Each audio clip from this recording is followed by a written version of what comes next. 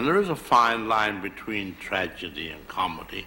For example, how often have you seen years ago the old-fashioned scene of the man walking toward the open manhole cover? And of course he has to wear a top hat, because that's dignity, you see. That's the symbol of dignity. And you watch him and he walks, he's reading a paper that's missed it, and suddenly disappears down the hole. And everybody roars with laughter. But supposing you took a second look and looked down the hole, his head is cut, he's bleeding. Yeah. And they send for an ambulance. His wife rushes to the hospital. Think how ashamed that audience is that they laughed in the first place. And yet they do. Slipping on a banana skin is very painful. We have one weirdo who's still laughing. So there's a streak of cruelty among everyone. Sure.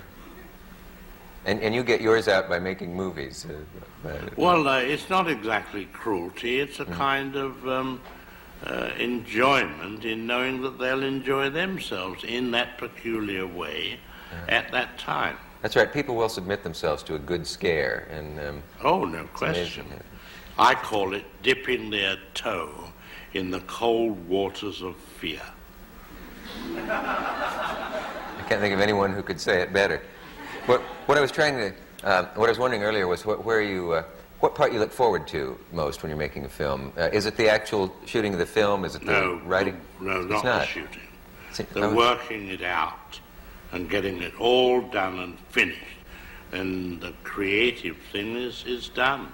Then I wish I hadn't got to go any further. I'd rather not make the film. The having to go into the studio is not the fun part for you? No, that's seeing not fun. Seeing it work out. No, because you've got to then start deal with the actors again. Oh, it's those actors. Yes, that necessary evil. I know that you're pretty serious about that. In the interview Truffaut did with you, several times you look back on your films and you said, I just wasn't quite satisfied with her, or with so-and-so, with so-and-so. I wish I could have gotten him for the part.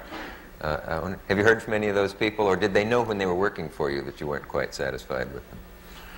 Well, they have to know when you say to them, that'll be all for today, and they go and see the film and find another man playing their part. Yeah, I guess that would... I mean, some of the ones that stayed... Well, never mind. But there were some cases where now you could have gotten actors that wouldn't do it then. Was it Gary Cooper that you wanted for a part? And scary films were considered sort of third-rate in those days when you first started. I think it was Gary Cooper you wanted for one part. Yes, I wanted for Foreign Correspondent, yes. And later he said, I wish I had made that. But it was sort of beneath the dignity of certain big stars. I don't think they could visualize what the film was going to be like, you see. That's an incredible one in Foreign Correspondent. I think it's in Foreign Correspondent where you have a thing that you said you were surprised no one ever asked you how you did it or why technical people didn't, because it's impossible. Yes, that was a scene where an airplane, a passenger, a clipper, you remember the clippers, was being shot at during the war and was diving toward the ocean.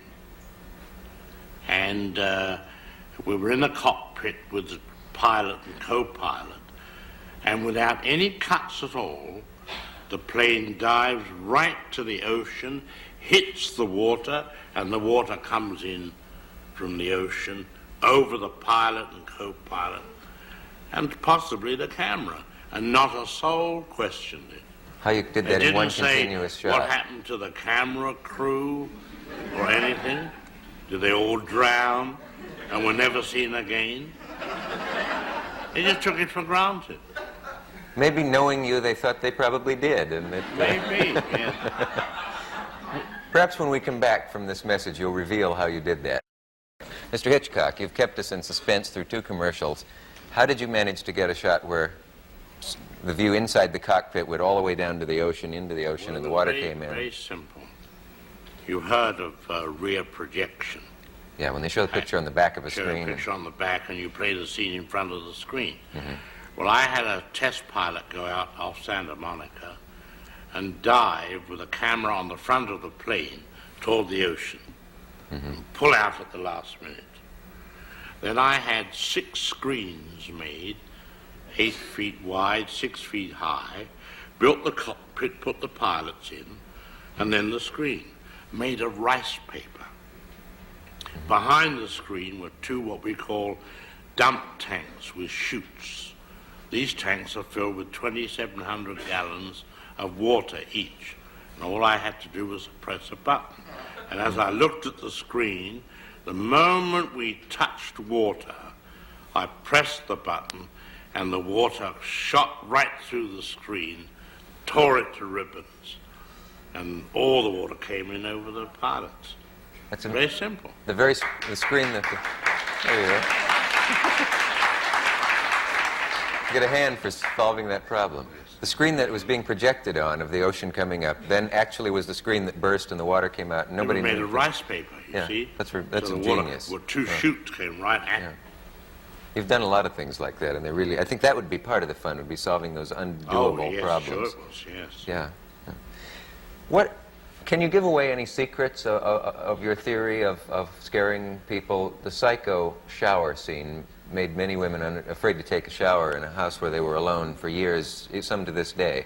Well, I had a letter from a man who said that my daughter, after she saw the French film Diabolique, would never take a tub anymore because they had a scene with a man coming out of a tub and taking his eyes out, some horror scene. Yeah. He said, and after seeing that, she'd never take a tub. Now, having seen Psycho, she won't take a shower. As a result, she's very unpleasant to be around. So I replied, I said, dear sir, send her to the dry cleaners.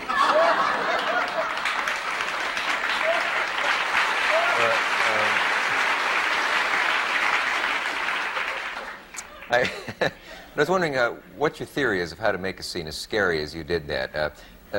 Without getting too technical, but a lot of film students are watching, because there are a lot of them around the country and colleges. The average movie, I think I've read, is made up of about 600 separate shots. Would that be true? Well, the shower scene in Psycho, the knife never touched the body at all.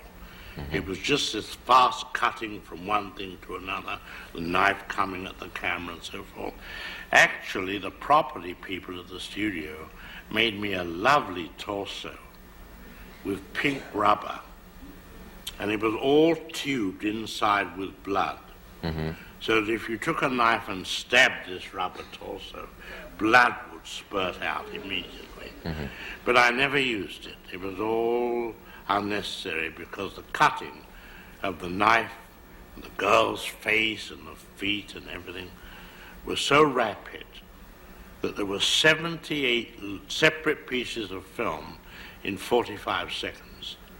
So this fear came from the putting together yes, later, sure. not anything. Well, anything that you can involve an audience so close is much better than seeing it from a distance. I think there's nothing more boring than a barroom brawl in a Western. What do? Break up a lot of furniture and a lot of bottles on the shelf. Right. But if you took the audience right in and got an impression of a face, a hand, an arm, and feet and everything, you'd involve the audience much closer with it.